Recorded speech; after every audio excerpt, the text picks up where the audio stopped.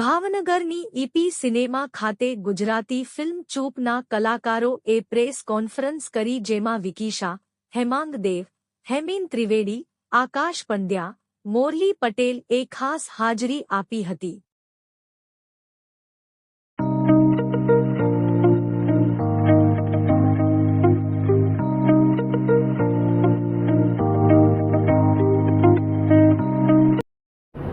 Film લઈને આવવાનું કારણ એક જ કારણ કે આ વાર્તા બહુ સરસ છે, લોકો સાથે રિલેટ થાય એવી વાર્તા છે. દરેક લોકોની સોસાયટીમાં ક્યાંક એમની આસપાસ આવી ઘટના કોઈકની સાથે ઘટી હશે એવી એક સરસ મજાની વાર્તા લઈને આવ્યો છે. આપ પણ આ ફિલ્મમાં એવું કહેવાય છે કે નાટક અને ફિલ્મો એ સમાજનું દર્પણ છે. તમારી આસપાસ આવી ઘટના બનતી હોય છે, સગાવાલા સાથે બનતી હોય છે, પણ અત્યારે સ્ટ્રેસનો જે સમય છે ને કે છેલ્લે પછી યુવાનને એવું જ લાગે છે કે આપઘાત સિવાય મારી પાસે બીજો કોઈ રસ્તો નથી, કારણ કે એ વાત મુક્ત મને પોતાના માણસો સાથે શેર નથી કરી.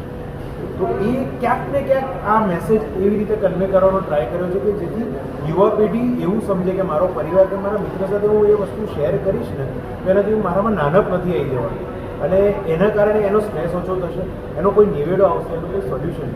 તો એ મેસેજને ધ્યાનમાં રાખીને આ મેસેજ લોકો સુધી પહોંચાડવાનો પ્રયત્ન. ખાસ કરીને વાત કરીશ ચૂપ ગુજરાતી જે આપ પહેલી વખત રમવાય. એક તરફ સોશિયલ મીડિયાનો જમાનો છે, પારિવારિક સંબંધો તૂટી ગયા છે, માત્ર ટૂંકા પરિવારો. એક યંગસ્ટર તરીકે આપ કઈ રીતે જુઓ છો? એ ના જ થવું જોઈએ. એમાં ફોલ્ટ છે આજની જનરેશનમાં પહેલાં તો, કારણ કે સમજણ શક્તિ કાં તો લેટ ગોની ભાવના રહી નથી આજની જનરેશનમાં. તો એ એક બહુ મોટો ફોલ્ટ છે અને હું તો સિરિયલ કરતો આવ્યો છું એટલે મને તો ખબર છે કે પારિવારિક શું થતું હોય છે, કેવી રીતે થતું હોય છે.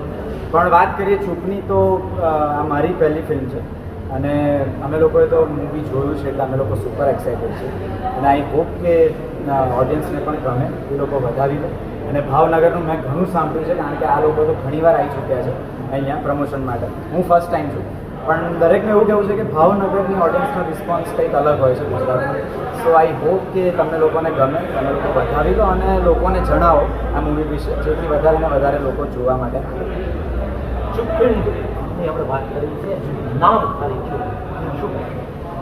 નામ ચૂપ એટલા માટે રાખ્યું છે કે અમારે ચૂપ રહેવું નથી, અમારે ચૂપની તોડવી છે અને એ અમારા ફિલ્મમાં જે મેસેજ છે. જો ફિલ્મો છે ને ઘણા બધા પ્રકારની આવી રહી છે આજકાલ, બરાબર છે. આજકાલ બધાને ઓડિયન્સને ખાલી કોમેડી કોમેડી કોમેડી હવે ઓડિયન્સ થોડી નથી ત્રાસી, કંઈક અલગ જોઈએ છે, કંઈક નવું જોઈએ છે. એટલે અમે લોકોએ સસ્પેન્સ રાખ્યું છે, થ્રિલર રાખ્યું છે, પ્લસ કોમેડી રાખ્યું છે. જી આમાં જમાના સાથે ચાલવા દેવા એવા પેરેન્ટ્સની વાત છે જે એવું ઈચ્છે છે કે એનું બાળક, એનું સંતાન, એનો દીકરો કે એની દીકરી એની સાથે બધું જ છે. આજની જનરેશનને એવું કહી શકાય કે સમજણ શક્તિ ઓછી છે, સહન શક્તિ ઓછી છે અને એ લોકોને એવું લાગે છે કે આજના પેરેન્ટ્સ જજમેન્ટ કરે છે, પણ એવું નથી.